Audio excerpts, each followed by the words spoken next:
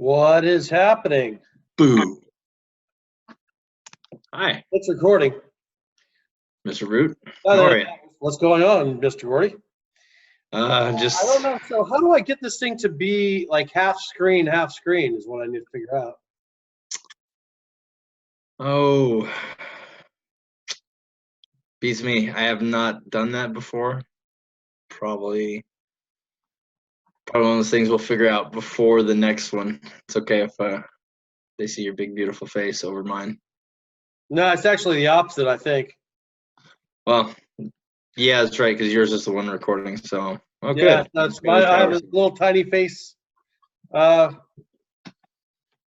good because you have a bigger head. I have a tiny head, so it's probably good that it at least. Oh no, I have a tiny head, dude.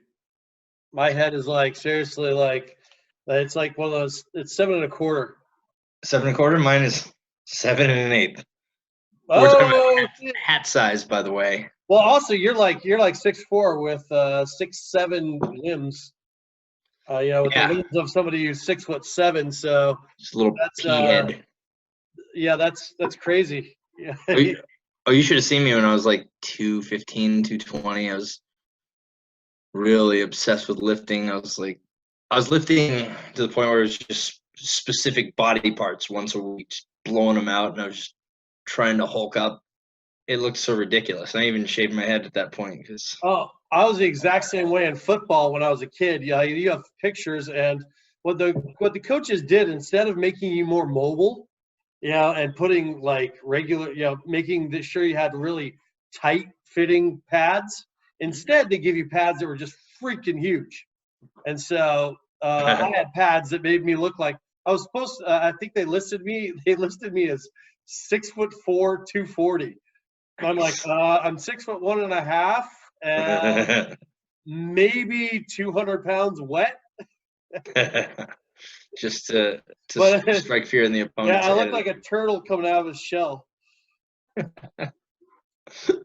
Yeah, I can picture that. It's like the earpieces of the helmet barely resting on the helmet. There's like no room. Yep. Well, it's funny because like cheerleaders came out and I like took off my head, and I remember one of them even mentioning like, "Oh my God, you look so funny with your little head." There's a person in there. I think of the movie The Little Giants. Did you ever see that one? There's a kid that they said like pop his helmet on. So. I don't remember that one. That's a Ed O'Neill movie, actually. Ed O'Neill, Rick Moranis. Good 90s throwback there. The only other Ed O'Neill movie I remember was Dutch. Dutch?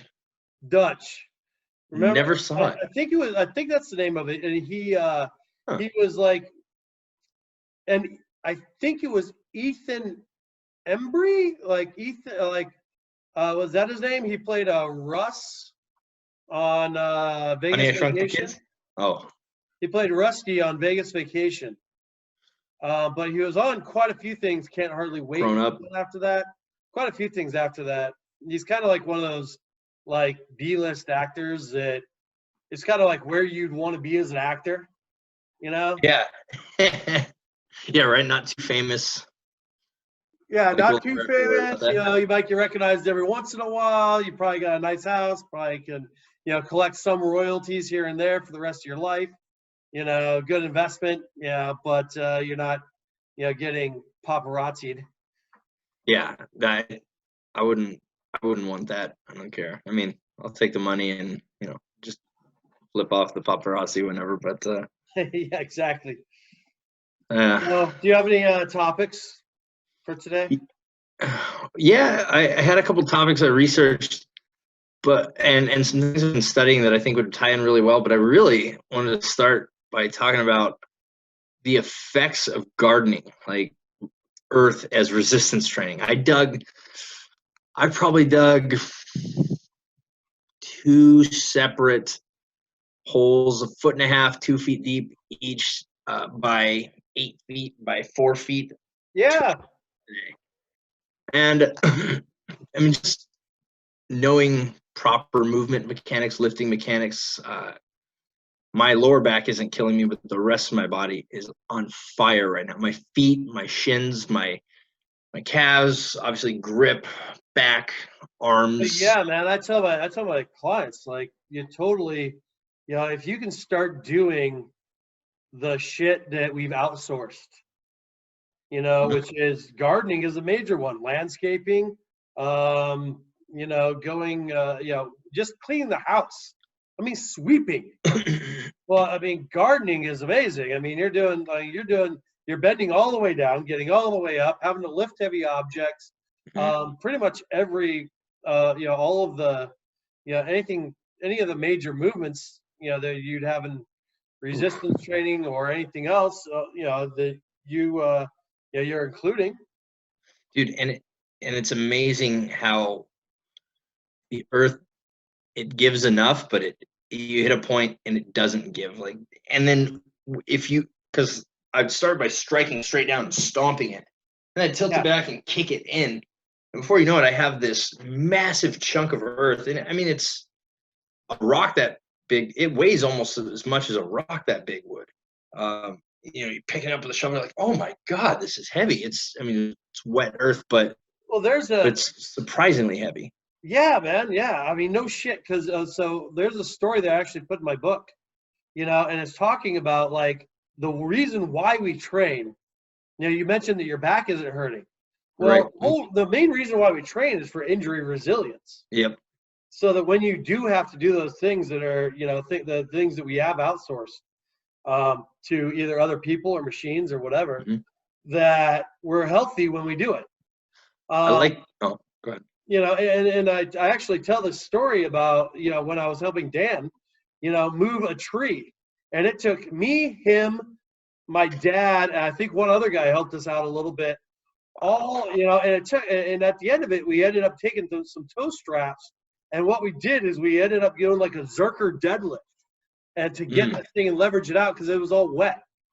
Because they had watered it, but then they had decided to change the tree or move it around to another spot or something. So this thing was like, the whole base of it had, it was soaked in water. So it was a tree with mud all soaked in water.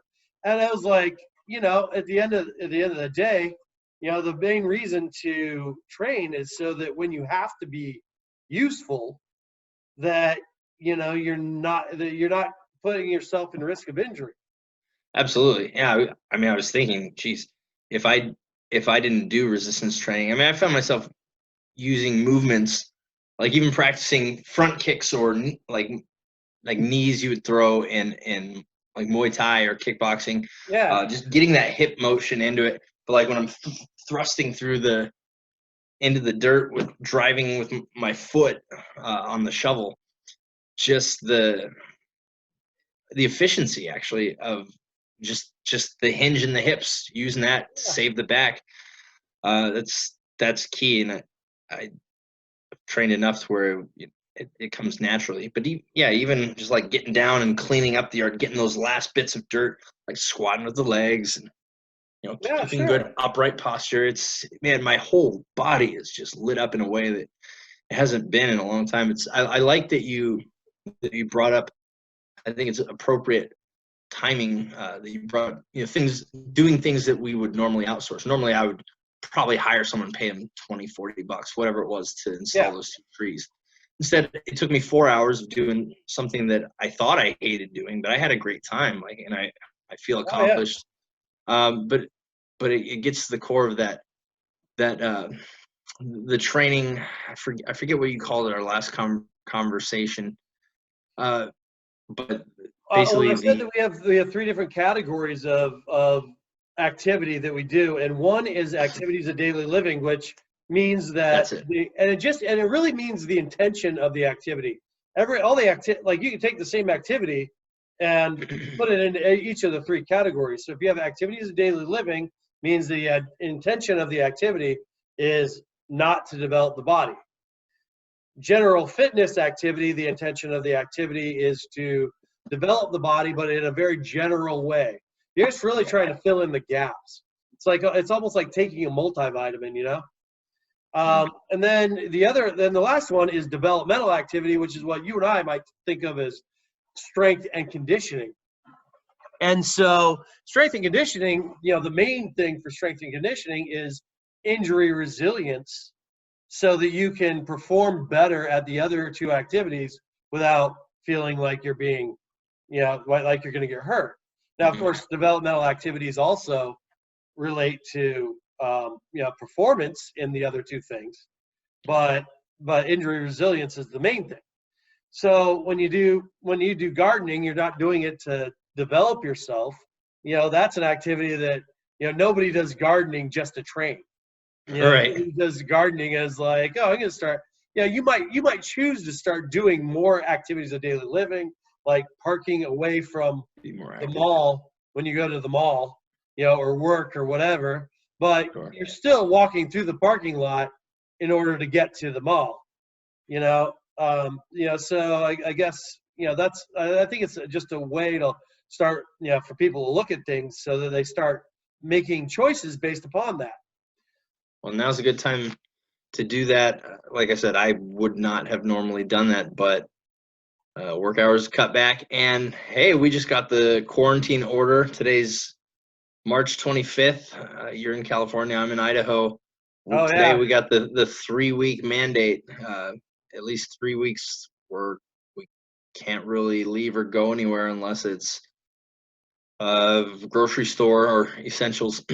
So now's a good time for people in general to start picking up these kind of hobbies, because it's so tempting to just sit down and marathon Netflix all the time. And not that there's anything wrong with that. There's a time and place, but man, I've really myself tried to take advantage of more time at home with just conditioning, everyday activities. Even I've been running more, kettlebells, mixing it up. But this is something. I think so. I mean, I think my whole thing has been to get people out of the commercial gyms so that they realize that their whole life can be somewhere to train. Whether it be at the park or whether it be at the the local high school track or community college track or whatever.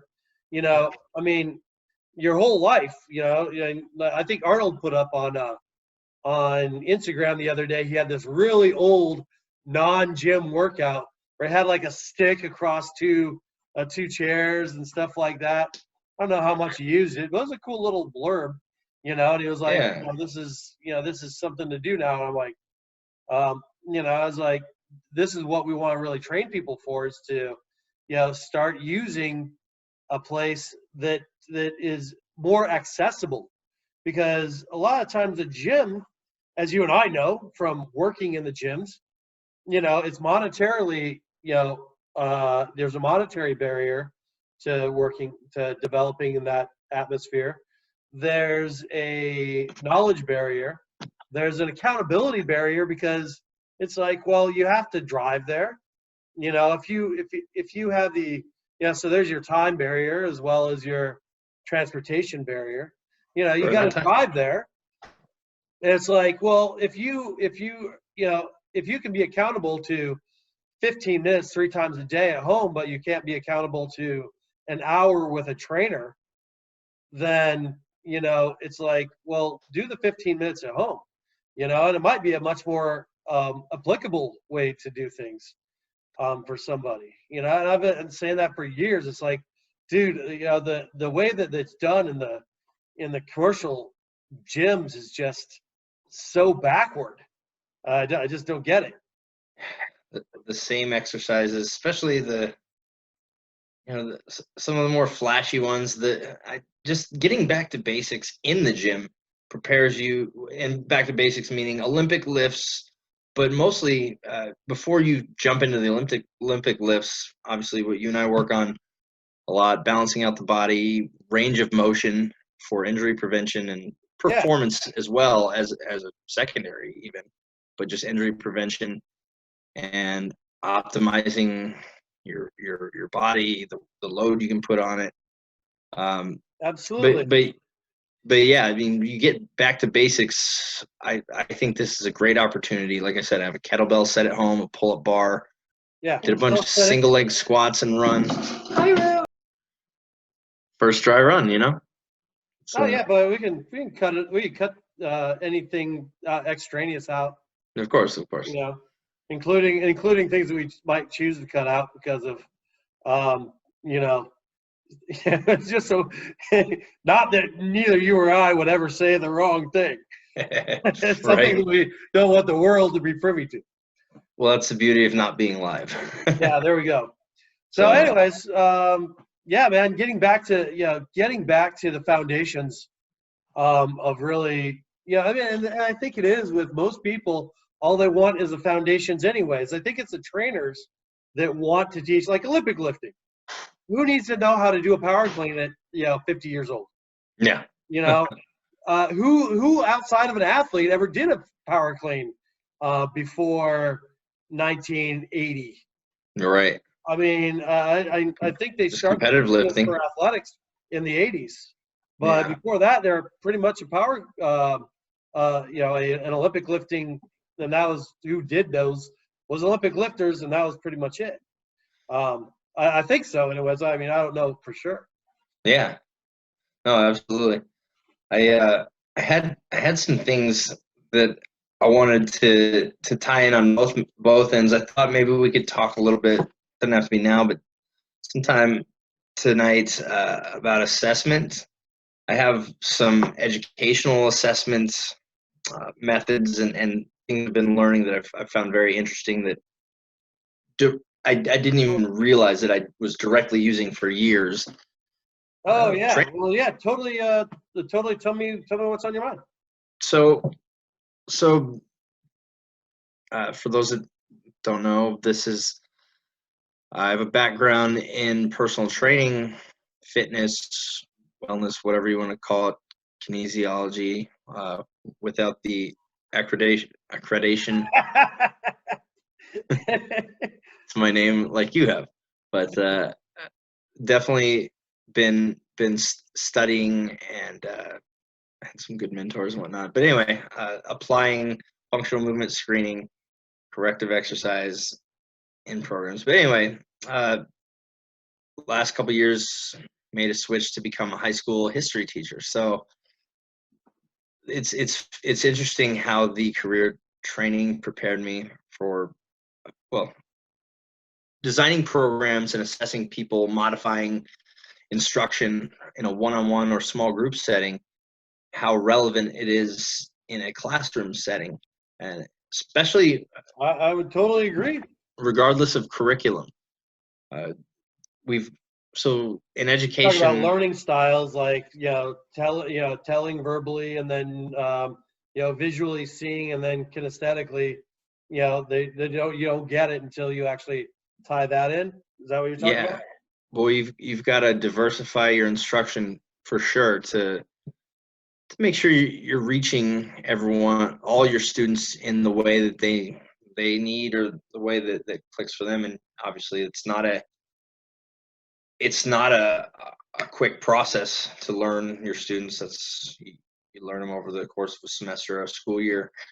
But do you think that what we mentioned last time about the Finland schools, where they like actually follow a kid from K through 8, would that be advantageous? Do you think is that something that should be adopted? Just from what you're seeing. Sure. Finland being a smaller country with a little more resources, they have a smaller student to teacher ratio than the United States. So they're also more homogenous, so you don't have so many different cultural things that you're trying to fit into your learning style. Well, that's a big one. There's a lot of cultural barriers. I mean, a lot of kids. I'm going to go into. I'm going to go into special education just a little bit. A lot of kids who they call them English learners. So basically, it used to be English as a secondary language, ESL students. Now they call them EL, English learners. PC culture and whatnot, but I was going to say, I think that's the first one where they actually shorten the acronym. Another different acronym euphemism for something that worked just fine. Right. But this one they actually shortened instead of expanded on. So I support that. Yeah, that's true. Instead of toilet paper, bathroom tissue. Yeah, right. The as Good Carlin bit. as Carla would say. That's right. That's right. Well, so with a lot of what they were finding, I think they last revised this in, I want to say 2004. I could be wrong. Don't quote me on this one, or just edit this out altogether, because I am not a special education instructor. Well, no, but Okay, if you know the concept, I'm Yeah. curious. But anyway, so they revised it. They were finding that a lot of students who English was their second language were being placed in special education unnecessarily, Yeah. because they were being tested in their second language. So now there's a mandate from the IDEA Act, Individuals with Disabilities Education Act of 2004. They revised it to where all students have to be assessed for these kind of things, not just assessed for special education, but assessed. They do assessments called. I don't have the note with me right now, but basically, starting in kindergarten, 3 times a year, students are assessed at least 3 times a year in the classroom setting, just for the purpose of primarily early detection in learning disabilities, those kind of things, but also to prevent people from falling behind. Before 2004, there was actually a mandate where students had to read or write or whatever the assessment was, math, at a level two grade levels behind where they were at before they could get any kind of services or special services or instruction or placement in special education. Now there's a 3-tiered system where tier 1 is just a general classroom setting. Students, for example, like in history, we would assess the students. Well, I'll get into different kinds of assessments, but basically you'll have a student recognize, it's like a timed exercise. You'll have a student read a piece and recognize, like in one of my lesson plans, my objective is to get the student to identify main components of a primary source. Let me pull this up here real quick. All right. To help guide what I'm talking about. Kind of all over the place here, but basically just like the characteristics of a secondary source. Anyway, I won't go into too much detail on that. It's not really relevant, but you have them each casually assess, like with the teacher one-on-one throughout this, a certain week of assessments, so you can get in. You usually get in half the class or so in one class period if you have a classroom of 20 to 30 students. Anyway, gives you an idea. You do this in the first quarter of the semester, and then keep checking back at the end of the first end of the first semester, and then again in the spring. But this is mostly relevant to grade school instruction, like I said, with the early detection and whatnot. Yeah. But a teacher would do this assessment and then determine if they're behind, on track, or whatnot, and then they can move. If the student's behind and they're performing behind, they can move them to a 2-tiered instruction system where that school has a team of teachers and administrators that can provide those services in small group settings, and then there's a tier 3, which is more one-on-one, intensive focused instruction. But this is a daily intervention. It's RTI. It's called the response to intervention. Being the acronym.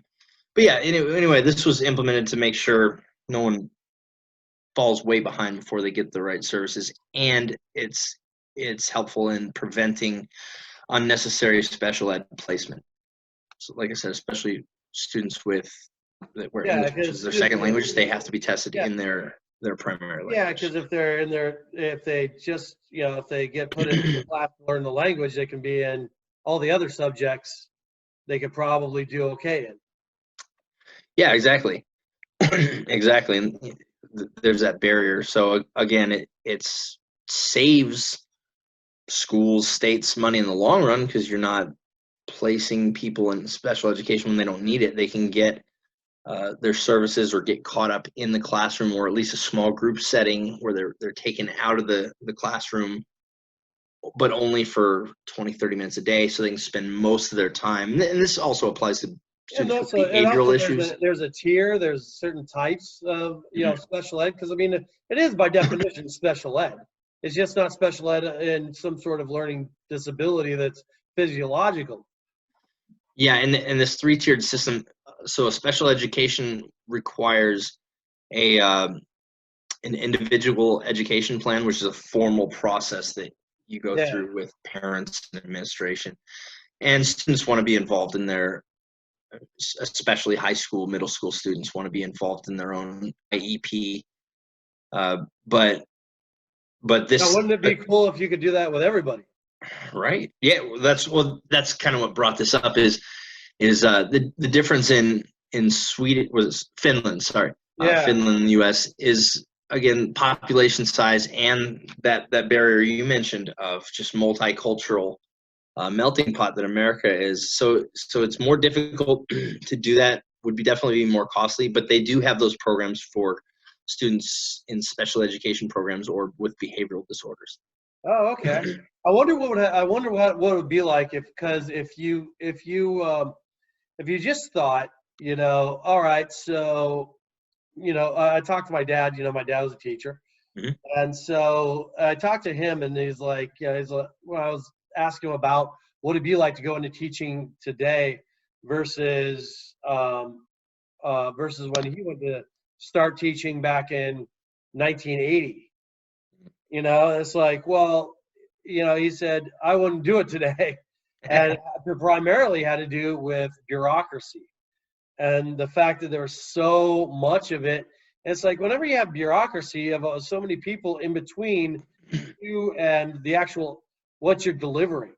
Mm-hmm. There's people getting paid for just, giving the papers to one person, gives the papers to another person, and then they bring them and they hand them back to them. And those papers didn't need to exist in the first damn place.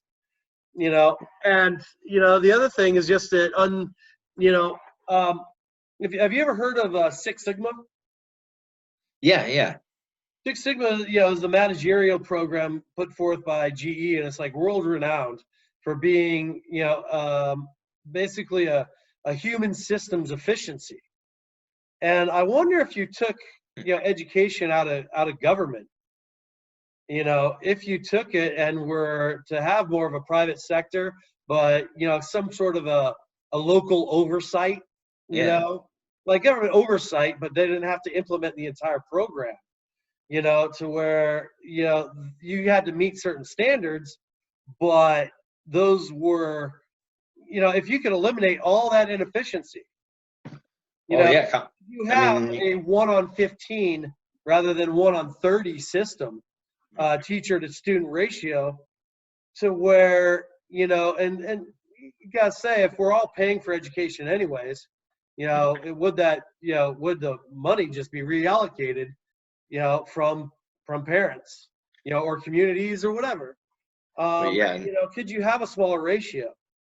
And could you really start implementing some of those characteristics that the Finns seem to have?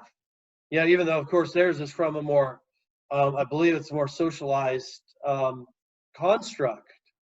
But either way, those characteristics of smaller size are able to be met, I wondered, do you think that would be something that is a systematic or strategic, I don't know, thought?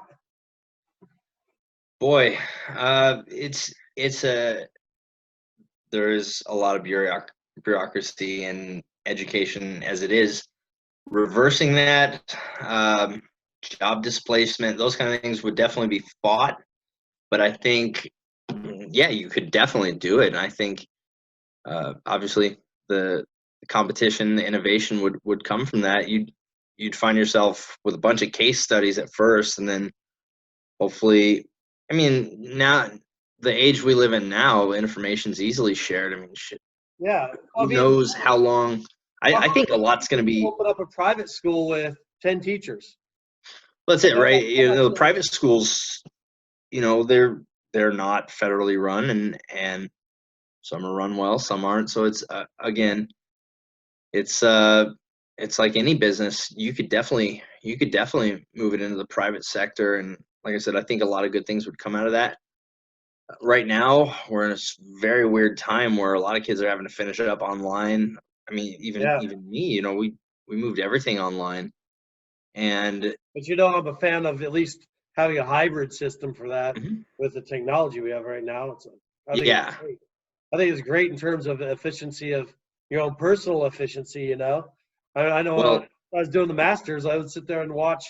I'd watch class while I was doing the dishes and cooking. Yeah, I do it while the videos and stuff like that. I'll stretch, foam roll while I'm eating dinner, while I'm learning and studying, and it's unaffected. And then when I got to write, I can focus. But yeah, you can definitely multitask, be efficient with your time, and again, being able to do it at your own pace. I like the hybrid approach for sure. Because I mean, there's definitely things you get over again is the biggest thing.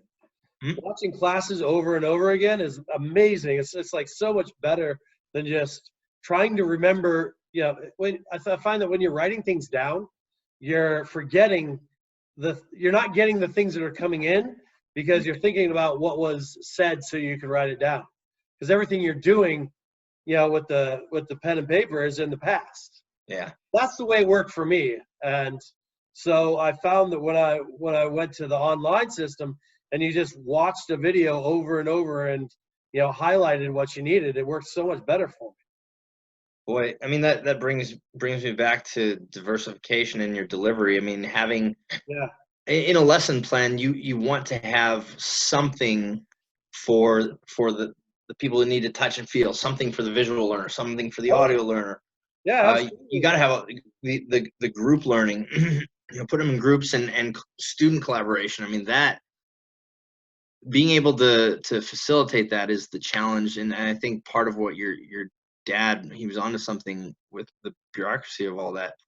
A lot of the teachers that I've spoken to, at this stage, I'll call it an advantage of being introduced, because basically throughout the nation, every state, there's a new form of instruction being taken place. It's called standards-based learning.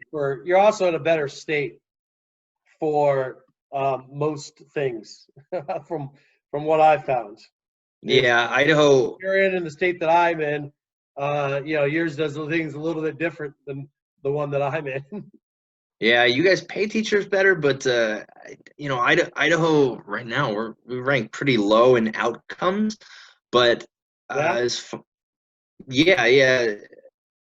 don't know why, but yeah, we are like number 46 or 47. We're pretty bad on the standardized testing and the outcomes. It doesn't mean they're moving to something called standards-based learning. Idaho, it's new to Idaho, but a lot of states have mandated this for years. But a lot of the veteran teachers that I talk to, it's hard for them to wrap their head around at first, because it gets away from the traditional grade scale of 0 to 100. When you think about it, it starts at 60. Like really, a passing score or grade starts at 60%. And the kids that doesn't mean you learn 60% of it. What? Oh, go ahead. What were you saying? Oh, I was just saying kids that have no drive whatsoever. It's like, well, you can get 20% or you can get 60%. Well, that's 3 times the amount of right answers, at least. Yeah. And so if you're not going to get credit for either, why shoot for 60? Well, and that brings in how important assessment is, and I'm going to get into 2 different types of assessment that we use, and maybe you can help tie those into training one-on-one even, and just wrap on that a little bit. But these new standards-based, the based grading, it's pretty much either pass or fail. It's about comprehension. And you use formative and summative assessments. Formative is basically you put that in your instruction, and you're not looking necessarily formative instruction. You're not, or formative assessment. You're not looking for you're not looking to grade them necessarily. You're looking for a hint of understanding so that you can kind of know, okay, they're ready. I can move on with the next lesson, or if they you're building as they go along, absolutely. Yeah, students aren't getting that, then okay, I need to backtrack and spend more time on this, and maybe there's something wrong with my delivery. But before I get into that too much, I'll get into summative assessment in just a second. Just to kind of wrap up on a point, is a lot of teachers, it's frustrating to them who've been teaching by the grade, 60 to 69 is a D, 70 to 79 is C, 80 to 89 B, 90 to 100 is an A. It's frustrating for them because they're used to teaching that, but it's not as, the theory is that type of learning is not as comprehensive. Like a student can just do the work and get it, but not necessarily learn it. But there's no way of assessing them. I mean, it's kind of up to the individual. I found in a lot of my classes that once you got good at regurgitating, you could do really well on a test. Mm-hmm. And hacking, life hacking mentality. Really good answering questions and remembering them, especially in just short-term memory. But actually applying those concepts in real life, and also, I mean, how many times have you done something that you do all the time, and somebody asks you a question about that exact thing, but because it's phrased in a way that, like if somebody would say, okay, do you walk down the street and you start off with your right foot or your left foot? Yeah. Well, you know perfectly well how to walk. What does it fucking matter? Whether your right foot or your left foot. But in the test on walking, we want to know whether you pick to start off with your right foot or left foot. I don't know. That's maybe a dumb analogy. I don't know. Oh. It's like you overcomplicate something by making you dissect it too much, when if you have a good a good feel of what to do, or take driving for instance. You can have somebody who understands the nature of like the gas pedal, the gear shift, all this, but until it's integrated, you have no comprehension or true experiential learning.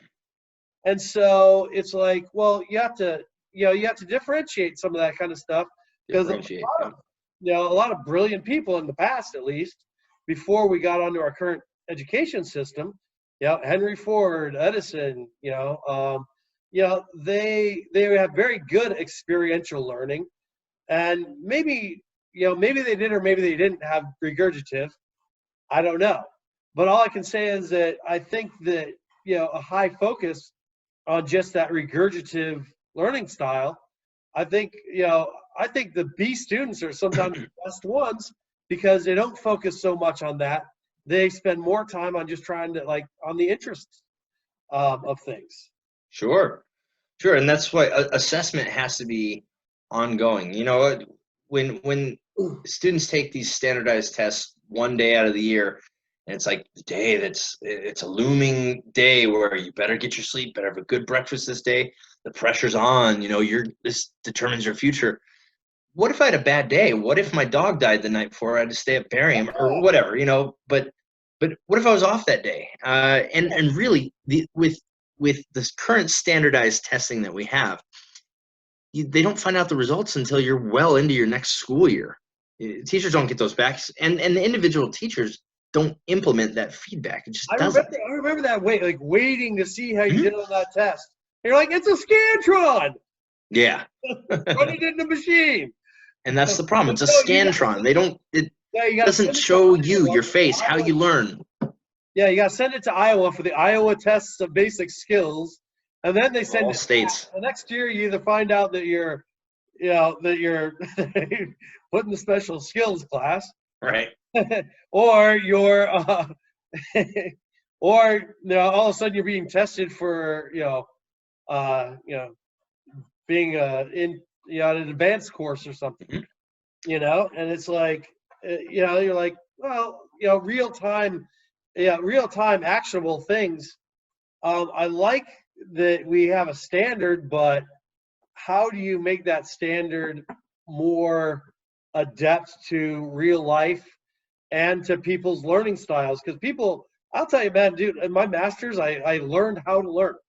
Because when I was in high school, I remember when I was in high school, it was just easy. It was like you just knew, even in the honor stuff, it was like you just did it. It wasn't that bad. Yeah. In college, you had so many other things going on, that you had to worry about how much you were going to make. You had to pay your own bills. Yeah. That was a huge thing. And it's like, a lot of times studies fell by, it wasn't as easy anymore. And so my lack of study skills really got in the way.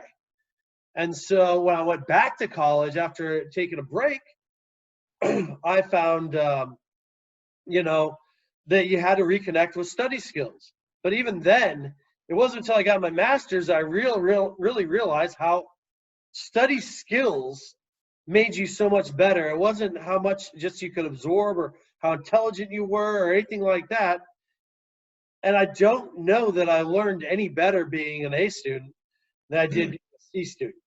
Right. Yeah, you may have. Either one of the A scenarios, whether it had been high school or whether it had been master's, that I don't know that I learned any better in either of those scenarios than I did when I was a C student as in my undergrad.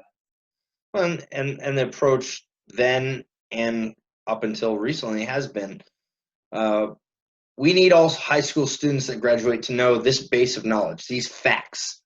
Yeah. But it's not necessarily, we need them to understand how to learn, to keep this going into college and so on and so forth, or apply this other areas in life. And to integrate it. You can learn how to get an A in a class. You learn a teacher's methods of delivery and instruction. And if I know I'm basically just being graded on attendance, participation, and maybe I have like 2 big papers due and 2 or 3 tests, then I can learn how to get an A and not really necessarily retain the information or learn the concepts. So that's why assessment has to be, like I said, ongoing, has to be results driven, has to be content, sorry, not just content, but conceptualized. Yeah. And so that's why you said it was like, take American history. It's like you can memorize, Paul Revere's Ride and 1776 and everything, Mayflower and Plymouth Rock and all that shit.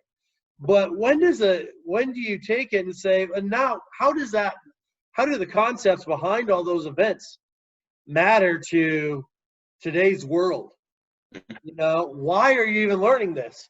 And I really don't remember a whole lot of that being taught in the classroom. I think it's taught by my grandfather.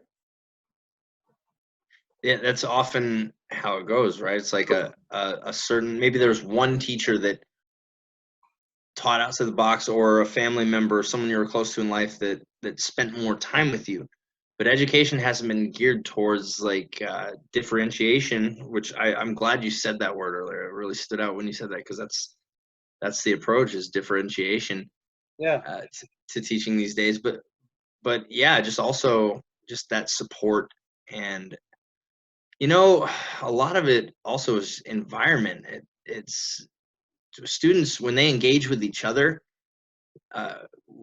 when they're engaged in general, but good ways to get them engaged in materials is interacting with each other, not just listening to the teacher and writing down notes and regurgitating. There's lots of examples I'd like to use. Think about it. What you could do is you could have, like, if you have, like, let's say like we take the we'll call it the Corona system now. All right. The Corona system is making us have to do everything remotely. So let's just say you take the Corona system, and well, you go to work. The kids go to school half the week. The other half the week, they do the classwork. Or, like, let's say that you had a scenario where you had a small class size, where each of these kids, you could work on the educational plan on a personal basis. So 10 to 15 people with the parent in partnership. And so that parent was, responsible for, making the kids watch the videos online. But then when they came into the classroom, they did very little classroom work. What you're describing now is called a flipped classroom. Oh, Fairly new concept, but I'm a big fan of this. Basically, instead of going over the notes and the lecture and the material in class, and then kids go home and do their homework, where puts the burden on the student and the parents.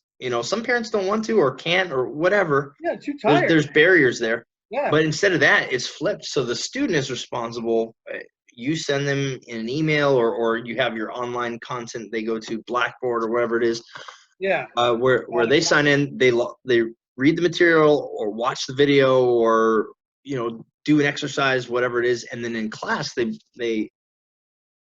a good way to hold students accountable too, because they're going to be assessed and have to do exercises, with each other. What they found, kids don't want to let down their peers a lot too. That's a big, keeping kids motivated and engaged. Often the teachers think it's their job to entertain the students. It's not.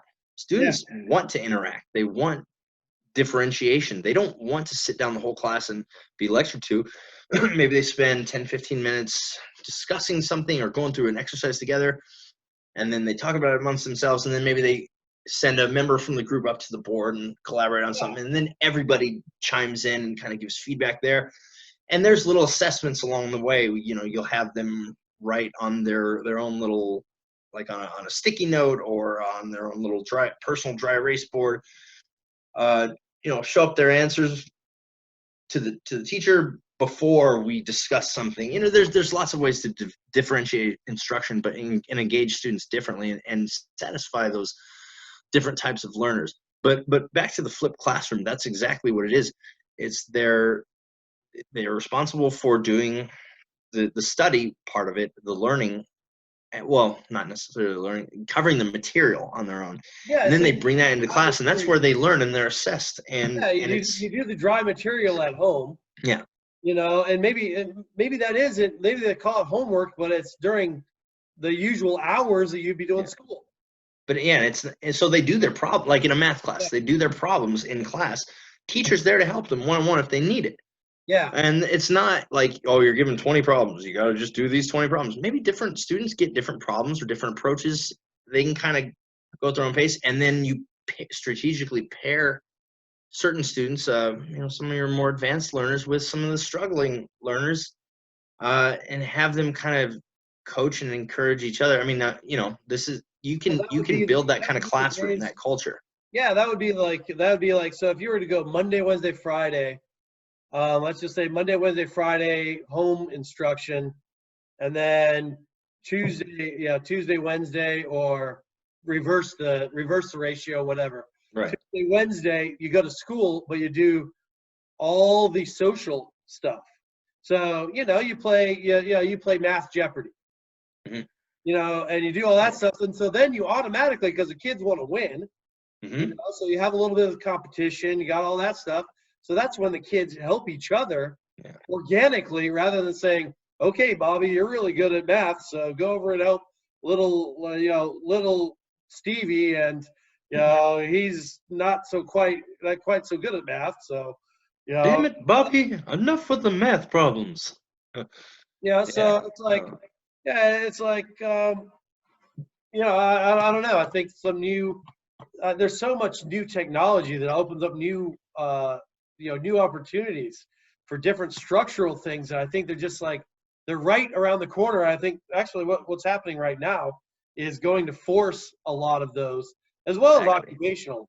Occupationally, I mean, occupation isn't, our education system is meant to prepare us for working in the machine, And so Right. Well, that's why going to work is not different than going to school.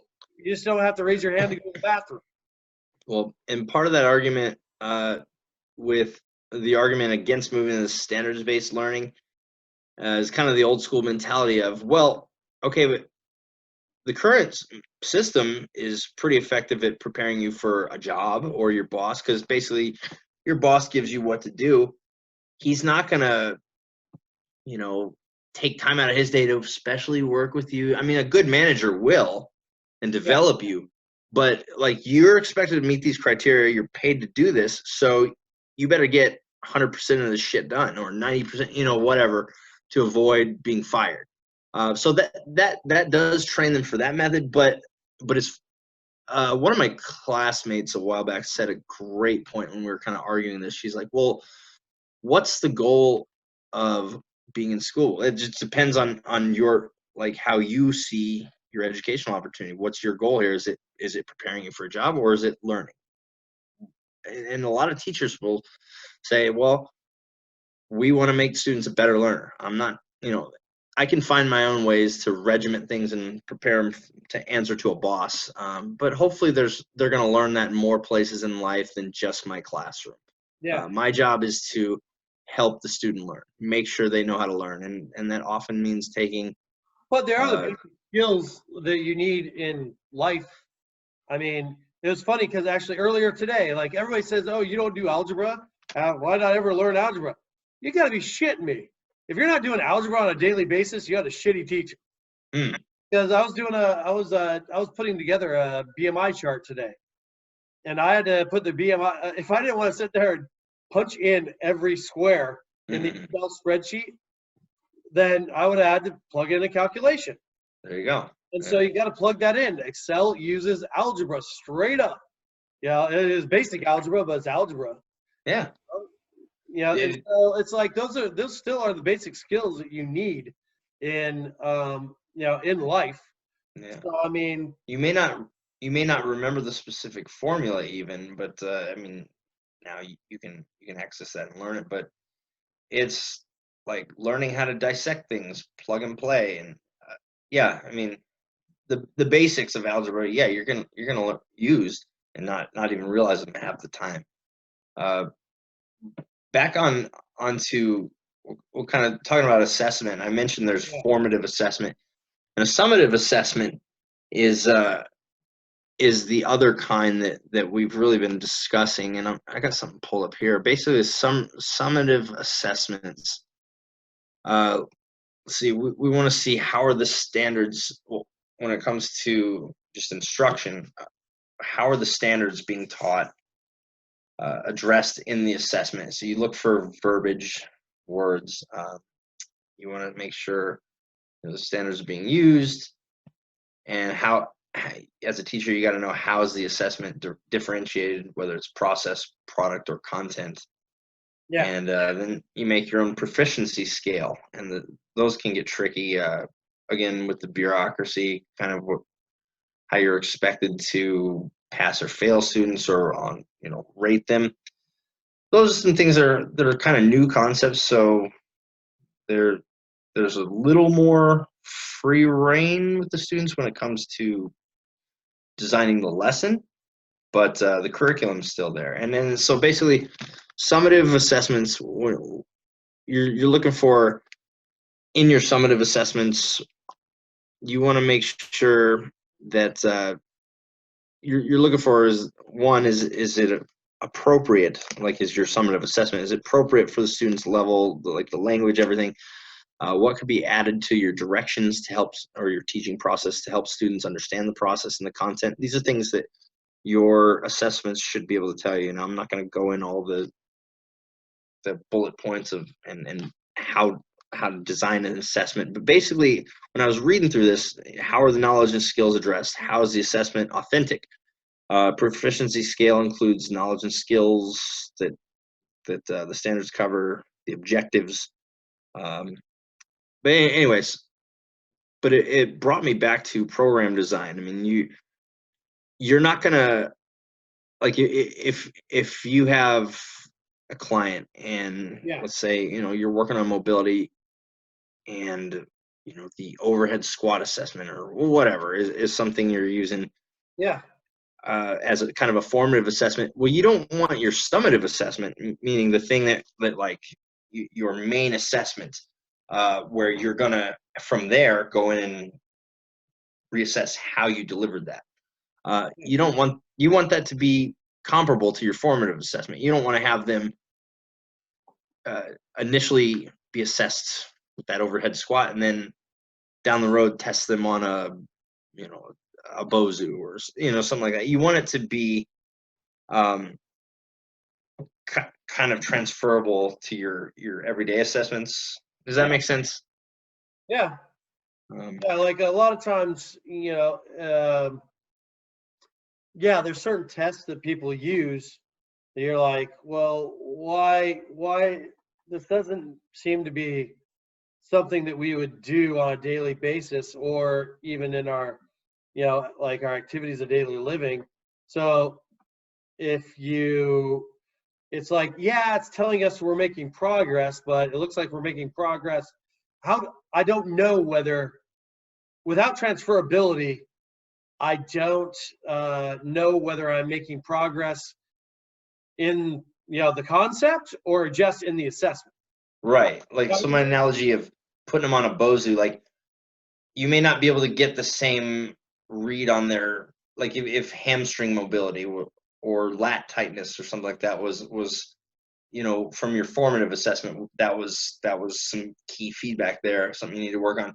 Well, you don't want to put them on like an unstable surface or a super heavy load or something that's gonna change their something that's not gonna directly tell you the progress of those objectives that you gathered in your initial assessment. Yeah. So the same thing is being applied in teaching. There's a lot of jargon and a lot of steps that they make you go through that's almost complicating a simple process. It's interesting. It's interesting because the thing is, there's only one industry in America right now that is unmonopolized, and it's the fitness industry, or it's fitness because it's so related to hospitality. Like you don't have to have. They are now a lot of times like asking for waiters to have bachelor's degrees and stupid shit like that. But, in terms of trainers, they don't have to have a damn thing. I mean, you should have certification in order to get hired, but there's no industry regulating putting up a barrier to entry for that. Yeah. I mean, you're not going to get hired at a certain place, but you can still go out and be a trainer. Yeah, and what you're going to see, what we've seen from that is that you have a highly regulated industry where I have to have a master's degree nowadays to become a teacher. And they're taking concepts that we've been doing in training for a very long time because we have to produce results. And because because with trainers, there's competition. And if you take all the private competition out there, of all the trainers, along with all the educators trying to put out certifications for this, that, and the other, I think the concepts, to see them being grabbed, some of these teaching concepts, being, utilized, which is kind of funny though. I mean, training is education. We started out as physical education before it moved to healthcare and the, exercise science and kinesiology. Before it moved to the School of Healthcare, it's always at the education school. And so it's interesting, but you're getting an industry crossover there too. I guess. Yeah, no. You reminded me of something. There's no real, in the fitness industry, there's no assessment necessarily, like requirements to be becoming a trainer. Yeah, sure, they want you to be certified, but you just pass an exam, basically read from the book, learn the knowledge, pass a test, and then on it. What? But the ones who do well, most people aren't going to work with them anyway. I mean, not the people who don't, the people who aren't the ones who do well. Like the top 10% of them are going to have bachelor's degrees, master's degrees. Those are the ones that people are going to go to with the heavier issues. those are the ones that's going to draw more. Mm. At least they should. Should. We do have the beauty parlor, kind of thing going on too, where it's like, oh, I like the person, but the ones that do tend to rise to the top will hopefully be the ones that have like taken more of the certs and competed more. Yeah. Hopefully. Well, yeah, definitely. Hopefully, but I mean, now, yeah, there is more mainstream or common knowledge on things. So I guess there's more of an opportunity for you to clearly separate yourself with your credentials, but again, doesn't guarantee success. No, definitely not. Whereas in something like physical therapy, it's like, you get that piece of paper and you have a job. Yeah. But that goes back to us talking about whether you can regurgitate or whether you can actually understand. I have people coming to me all the time who are just like, physical therapy at this company sucks. They're like, I mean, physical therapy really isn't doing its job. Nor most healthcare. I mean, honestly, but yeah, again, we've talked about this before, but they get them past the initial hump, and there's no ongoing program. There's no post physical therapy strength and conditioning to prevent that injury from happening again. I mean, you have to have continuing education units, Mm-hmm. but I don't know how those work, and I don't know if the people are just, because I know that if you do that for, what we have to take after in strength and conditioning, it's like, well, our continuing education could deal with a load of things, and some of it's just, again, taking quizzes, which is like a regurgitative activity. Mm-hmm. Others of those are highly interactive. And so, you don't know that all your PTs are going out there and doing, that interactive stuff. They could just be quizzes. I don't know because I'm not in physical therapy, but a lot of lately, I work with, I'd say probably 80% of my clientele is 60 or older. Oh, okay, yeah. A lot of post-injury, post-physical therapy, and a lot of them come in, and there's a couple physical therapy clinics in town where I've gotten many people coming to me and saying, I stopped going, or it sucked because I just show up, do the exact same thing. There was no progression. I hear it every single time. Yep. Every single time I hear the same thing. And the reason is it's a flawed healthcare system. But the reason is because that's what that's what they can get paid for. Mm-hmm. And what happened to PT was because that's what they can do certain things that, well, there's two reasons. So PT, they can get paid for certain things automatically. And that's E-STEM. Anytime you write E-STEM, there's certain codes that you can get paid for. Exercise. I think it may be harder to do manual work on people and get paid. I don't know why, but it seems to be that. Being as I'm doing a lot of manual work right now, and that's a lot of what I'm getting. Stretching. Like, oh, you're doing something my PT never did. I'm like, why? And I don't hear. It's not the exception that I hear that. It's the exception that I hear that PT is doing what I'm doing. Right. And so that's a PT worth, having a conversation with, or, trying to. Yeah, absolutely. Include in your network. They do have access to a lot of education that, educational resources that we kind of do. Mm-hmm. Maybe don't. But anyways, but there's two problems. One being that, insurance will only pay for certain things without a fight, without you having to justify it.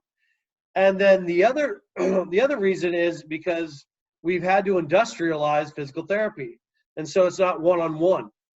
So it's like you have a physical therapist, and then you have the physical therapy assistant, which is an associate's degree. So you have the physical therapist, which is master's, or I'm sorry, doctorate. You have to have a DPT to do at least a master's, if not a DPT in physical therapy, to be the head PT. And then you got the PTA, which is an associate's, but it's an associate's with all the prerequisites that are usually in a bachelor's. So it's an associate certification program. Mm-hmm. And so really you're doing the work of the PT. Yeah, PT is doing mostly assessment. You're doing most of the work. Yeah. Then you have the PT aide. And the PT aide is like a high school kid, well, more like a freshman, sophomore kinesiology student that's doing a lot of like really basic coaching. And so if you want to make money, it's going to be 1 PT, 2 PT assistants, and then 4 or 5 aides. Mm. And so you're getting most of your coaching from kids who are basically the lower level personal trainers. Right.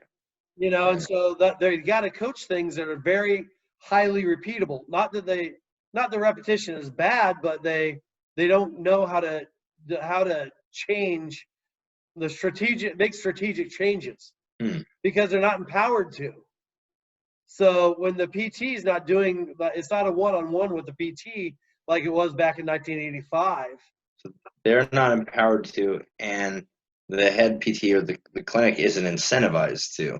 So. No, as a matter of fact, he's incentivized not to.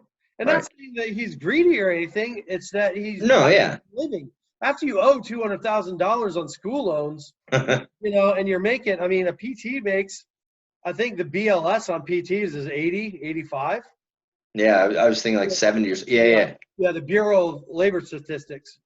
Wow. It's like maybe 80, 85. And you doing a doctorate, that's 3 years past past the $100,000 that you have on your master's. You can't work because it's way more intensive than your bachelor's degree. So you're getting, you're walking out of there with, if you do it in the 7 years that it would take to do it, just with the 4-year bachelor's plus a 3-year DPT, $200,000. Ouch. Yeah. If you're doing it after you've been out for a while, you're on that $200,000, but you're not even owing it in your 20s. You're owing it in your 30s and 40s, which that's why I didn't do it, because I was thinking about it at 32, 33, and I go, I ain't paying $200,000 off in the next, for the next, several decades. Yeah. So anyways, it's like PT is racked with a decision. Do I basically give substandard care, doing it, basically the McDonald's assembly line system, Interesting which analogy, yeah. Do it where you take care and strategically work with every single person that comes in. And essentially at that time, you have to start doing private pay because you're not going to get paid as much from the insurance companies. And that person is going to be out of your clinic in 10, 15, 20 sessions anyway. Well, that's why, again, when it's a time for pay business. Yeah, that's why we looked into small group training, or even a fully functional when we were more focused on the in-person aspect of it. Yeah, setting up something that is kind of it's more hands off for the instructor, more people served at the same time. They come in knowing what they're supposed to do. They have the instructor there supervising multiple people, but they can get the one-on-one attention they need. But the program and the culture you create facilitates the learning. Well, I found with the online stuff too lately, like I've been like, your trainer doesn't get in your way, because your coach, when it's so one-on-one, the coach actually ends up getting in the way, like the counting. It's like, why is that person counting for somebody? That person should have, like, part of the whole service should be that you're teaching somebody to be independent. If you can't breathe and count on your own, then why would I have somebody coaching you?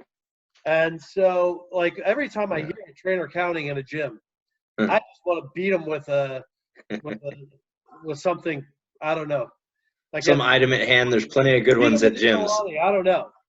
And I'm There's plenty of creative ways to beat someone with gym equipment. That's Yeah, for sure. yeah, yeah, yeah. I was like, beat him with a bat, but that's a little bit too violent for podcasts. I don't know. But you Yeah. just want to smack them, you know? You're like, dude, why the fuck are you saying they're counting? If Yeah. they're not counting, then they're talking about the, politics or something like that. Yeah. If Like you're constantly, and I get it. I've fallen into it myself. a lot of But times when they're counting, they're not tired when they hit the target number or whatever. yeah, it's like, if I found that when you have a hybrid system to where you're not an element that's so right there all the time, that they learn more. And Mhm. so going back to Totally. physical therapy, it's like, well, it's okay to have a hybrid system, but you need to be able to still reach those levels of progression and individualization and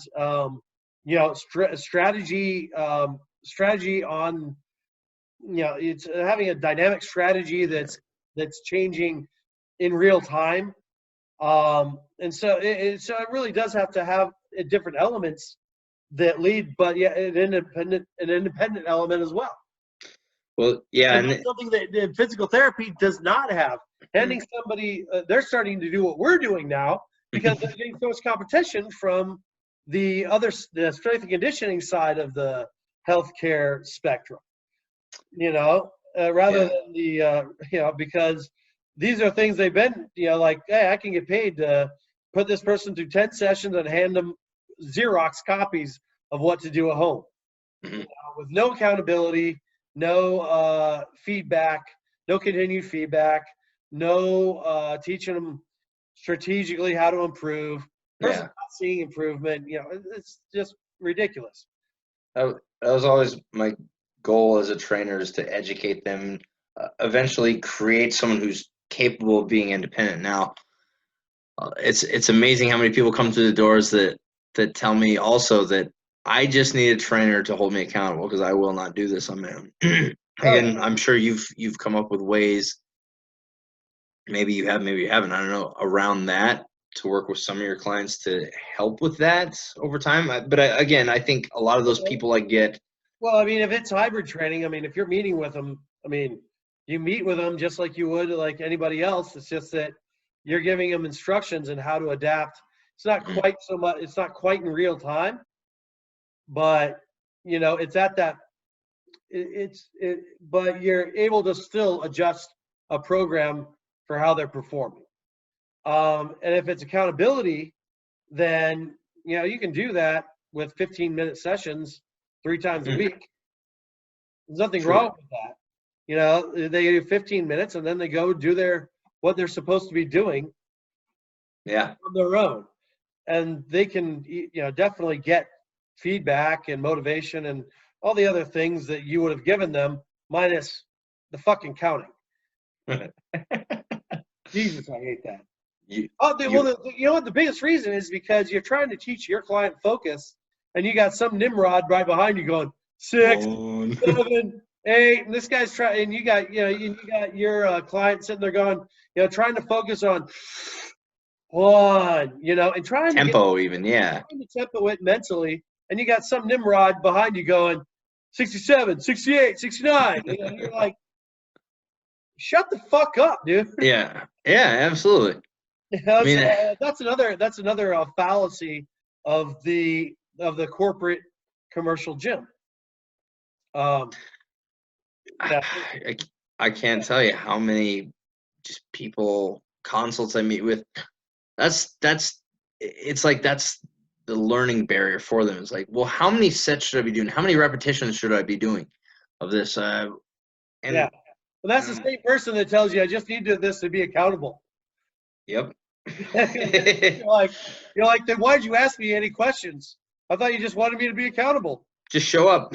Yeah, just show Just up. show up and your body will change. I will magically. Yeah, yeah, just hanging out with me. All right, do it. Yeah. Okay, go do your workout. You told me you just needed to be accountable. Yeah.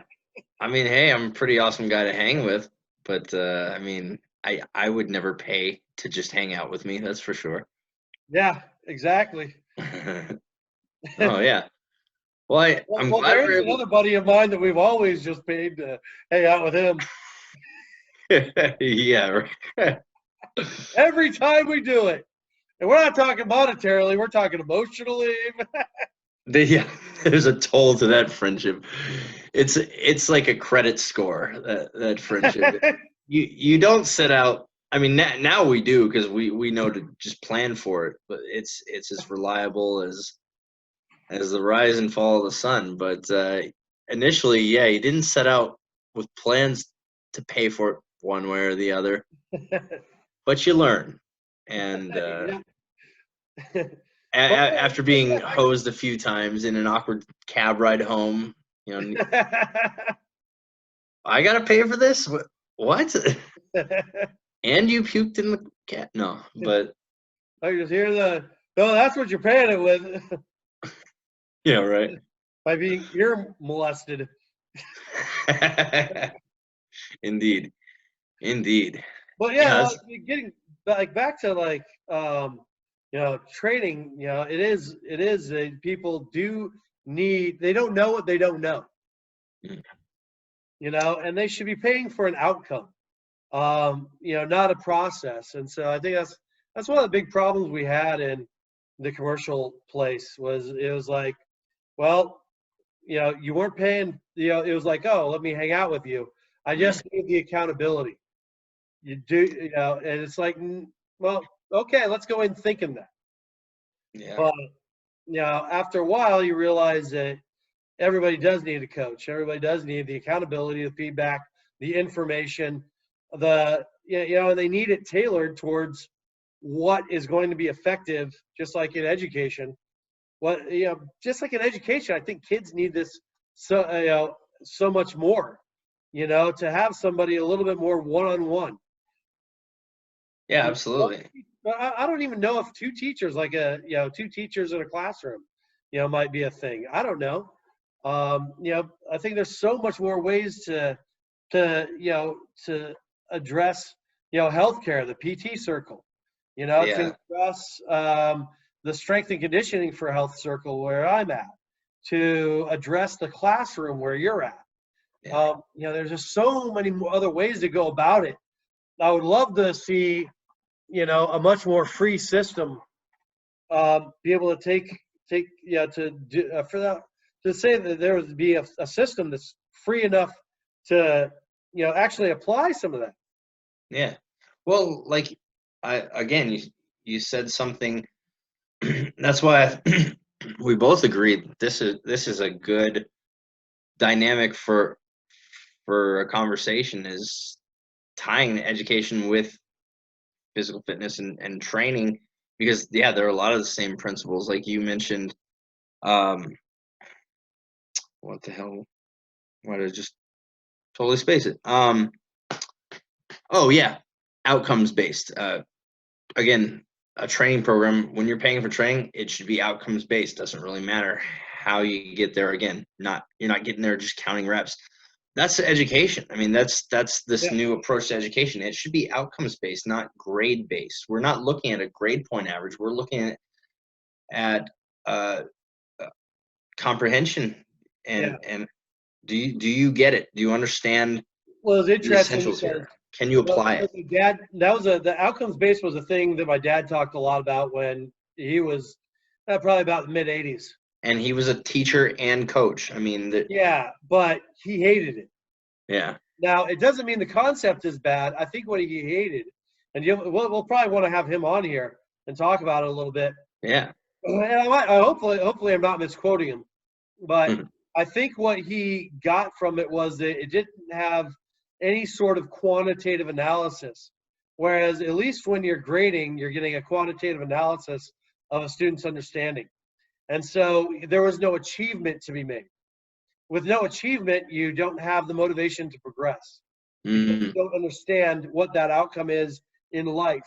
When you and I are training somebody, in a gym or whatever, they're going to be telling us, "Oh, I feel better when I wake up in the morning because of mobility that I did."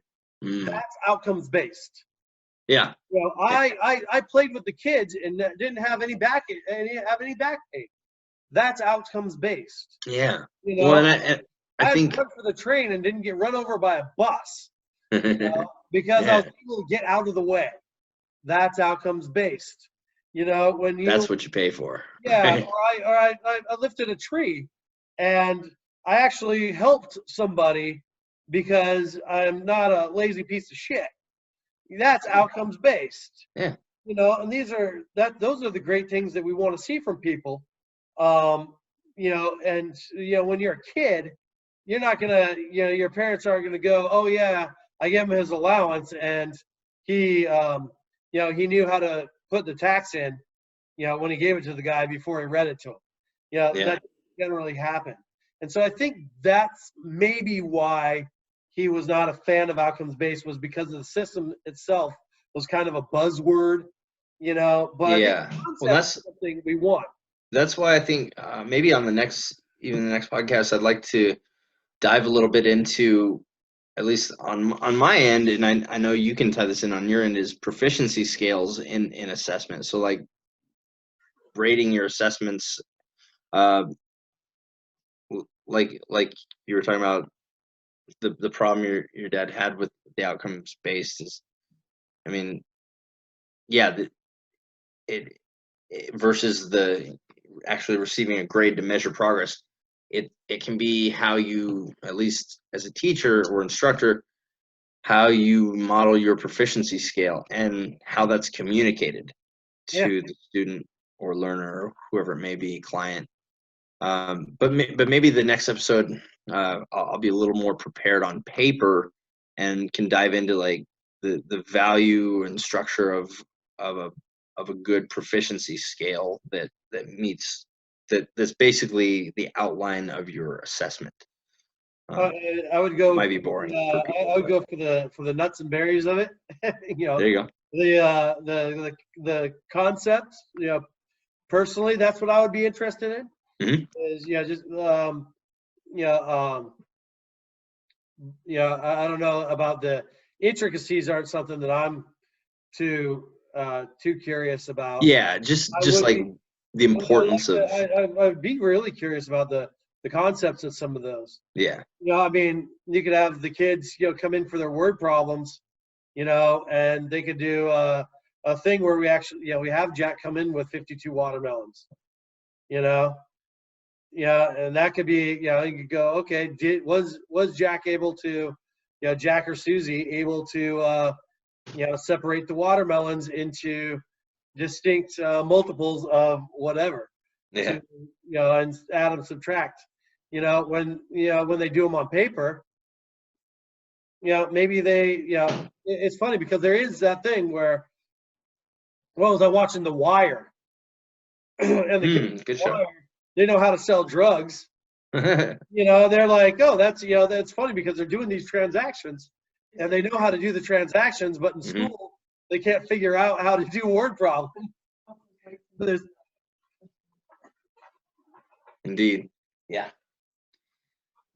I agree. Sorry, I had another. Are we nearing the end of the day? I think so. Yeah, I was responding to another question in the background. So Oh, okay. I didn't know. that's why I looked like I spaced out for a second. I was listening to two different places. No worries, man. But I did. I mean, I got a lot out of this and covered the things I wanted to. I don't know. You said a lot that I'd like to kind of chew on and have another one of these maybe the end of the week or so. Yeah, man, totally. Awesome. Here, I'm gonna stop recording, so we'll say to our studio audience, we will bid you adieu. We'll see you next time when Jason and Jason talk more about health, education, and what else we're in, performance. Creating a better you. Goodbye. See you next time.